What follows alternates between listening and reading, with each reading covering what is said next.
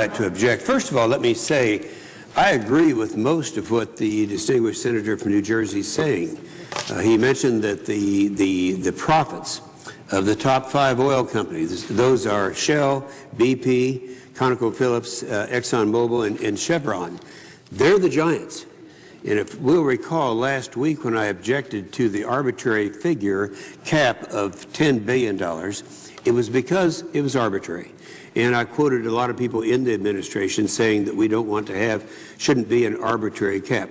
One of the complaints I had was that if you do have an arbitrary cap, and that was at $10 billion, that would mean that only the big 5 plus the national oil companies, maybe Venezuela, China certainly, would be in a position to do this work offshore. Now, it's my feeling that if you take the $10 billion off and make it totally unlimited, that could very well shut out even the 5 and leave nothing but national oil companies in a position to be doing it.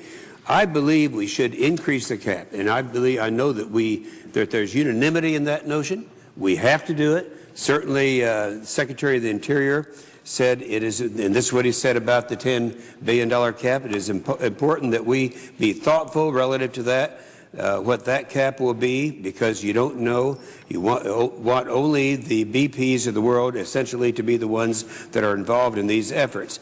And so I would agree with 90% of what the senator says and with what the Secretary of Interior has said about this, that we really need to determine how high that cap should be. It should be much higher, and we have plenty of time to do that. And let me re-emphasize that there is no cap in terms of the actual cleanup damages. We're only talking about economic damages here. So there is no cap on cleanup damages.